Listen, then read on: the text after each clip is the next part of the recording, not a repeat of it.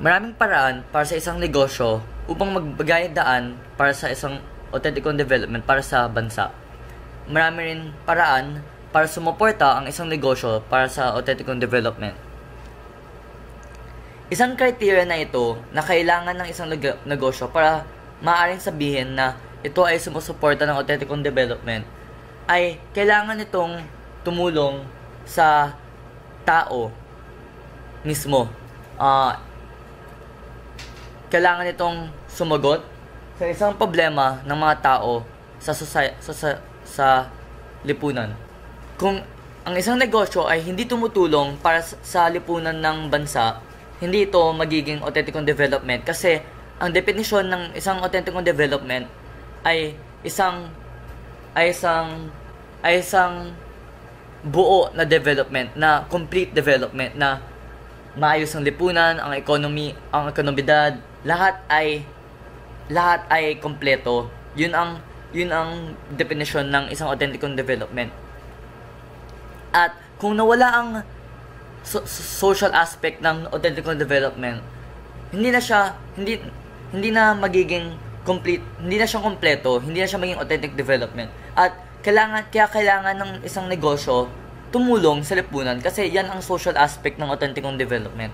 At kung wala ito, hindi na siya kompleto at ang negosyo na ito ay para sa business lamang at hindi na siya nagbibigay daan o sumusuporta sa authentic development. Isa pang criteria na ito na ay may social aspect nga pero kailangan rin sumuporta ito sa ekonomidad. So, ang ginagawa ng negosyo na ito para magbigay daan o sumuporta sa authentic development ay dapat tumutulong siya sa lipunan at sumasagot ng mga problema na ito sa negosyo, at ang negosyo na ito ay tumutulong rin sa ekonomiya ng lipunan o ang bansa. So, habang tumutulong ka sa lipunan, tumutulong ka rin sa ekonomidad. Yan ang complete development. Yan ang authentic development. Yan ang kailangan mo para masabi na ang negosyo mo ay sumusuporta, nagbibigay daan para sa isang authentic development.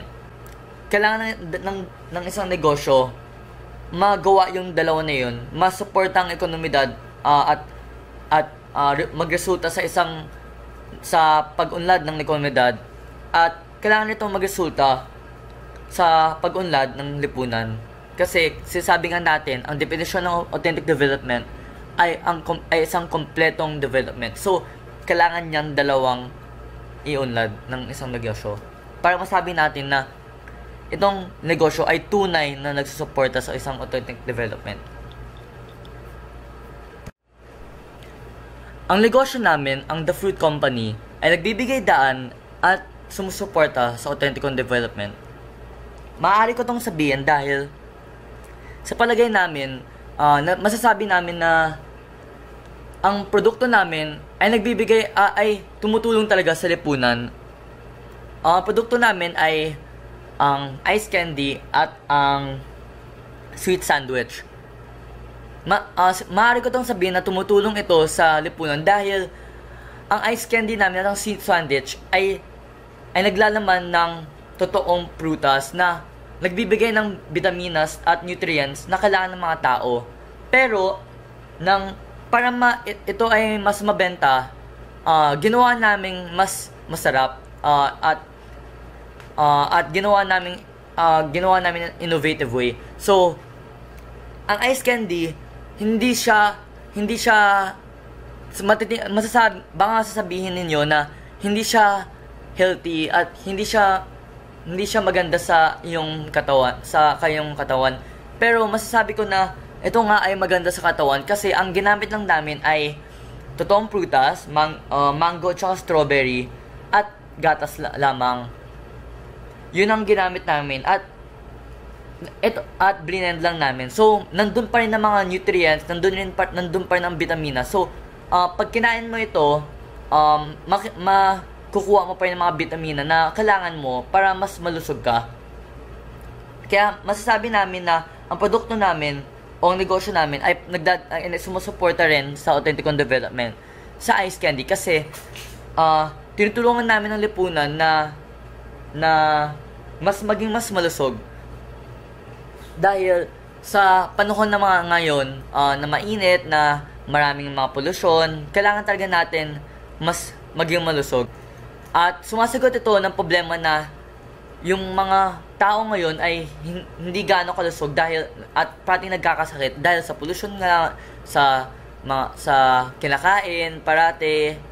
At sinasagot namin ito sa produkto namin na seed sandwich at saka ice candy na malusog ito, gawa lamang sa totoong prutas at nagbibigay ito ng nutrients at vitamina na kailangan ng katawan ninyo. So, ito ay sumasagot sa unang criteria na kailangan ng negosyo sumuporta at sagutin ng isang problema sa lipunan. At yun nga, sumasagot nga ng problema ng lipunan ang negosyo namin. Kaya, tama ito sa unang criteria. Sa pangalawang criteria, ito rin ay tumutugma dahil sa negosyo namin, hindi lang kami tumitingin sa social aspect ng authentic development na tumutulong lang kami sa lipunan kasi magiging charity na yon, hindi na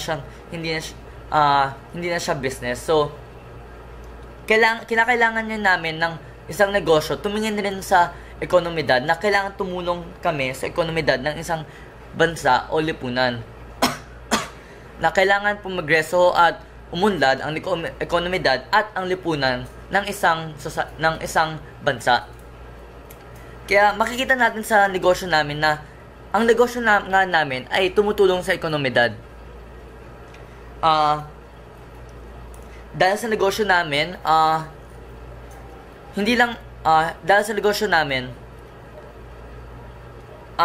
mas nababuti ang ekonomidad dahil makikita natin na gumagastos sa mga tao, sa paggastos ng tao at sa pagkain at sa paggastos ng tao, umiikot ang ekonomidad. At masasabi rin natin na hindi sila lugi, na gumagastos lang sila tas wala silang nakukuha nila yung benepisyo nga ng mga prutas na ginawa namin ng ice candy. Ang benepisyo nila na mas magiging malusog sila. So hindi naman sila sobrang talo. Kaya nga masasabi natin na ang negosyo namin ay nagbibigay daan at sumusuporta sa authentic development. Dahil ang negosyo namin ay hindi lamang umuunlad sa hindi lang lamang inuunlad ang ekonomidad o ang ekonomiya, pero inuunlad rin ang lipunan. Mas nagiging malusog sila, mas magiging masaya sila, pero ang negosyo namin ay pinapaunlad rin ang ekonomidad dahil may business, umiikot ang ekonomiya. Bumibenta kami, bumibili kami. Kaya unlad talaga ang ekonomiya. Kaya masasabi namin na ang negosyo namin ay totoo nga na sumusuporta ng authentic development o isang kompletong development. Kailangan isuporta ang dalawa, ang lipunan at ang ekonomidad sabay-sabay para masasabi ng isang negosyo ay sumusuporta ng isang authentic development. At masasabi nga namin na ang negosyo namin, ang fruit company, ay sumusuporta nga ng isang kompletong development o authentic development. Para sa grupo namin, maraming pang pwedeng gawin ng negosyo ng aming business partner at ang aming negosyo upang maging mas authentic at integral sa komunidad ng Salapan sa buong Pilipinas. Ang unang problema ng negosyo ng aming partner at ang aming negosyo ay araw-araw pupunta kami sa SM o gaya ng Hypermart o Qmart upang bilhin ang kanyang mga prutas. Hindi ito sumusuporta ng authentic development dahil ang pera na ginagamit namin ay pupunta sa malaking at di sa mga maliliit at lokal na negosyo upang iangat ang ekonomidad ng barangay nila at sa Pilipinas. Dapat bilhin nila ang mga prutas galing sa mga lokal na sakahan. Isa pang rekomendasyon ay nakita ko na tinatapon lang ni Aling Margie ang kanyang basura at balat ng prutas sa kalye lamang. Dapat kailangan niyang magkaroon ng mga basura upang may lugar siya para itapon ang kanyang mga kalat. Dapat din siyang mag-recycle upang mas maging eco-friendly ang kanyang negosyo. Isa pang rekomendasyon ay pwede upahan yung partner namin ng mga tao sa Salapan na walang mga hanap buhay pa. Sinabi ni Aling Margie na mahirap ang kanyang hanap buhay dahil di pa matanda ang kanyang anak at di pa nila kaya tulungan siya sa kanyang trabaho.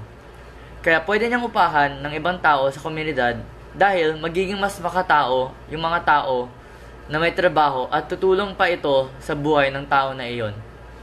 Sumusuporta to sa integral na development ng mga tao dahil pinupuno niya ang kanyang potensyal sa kanyang trabaho.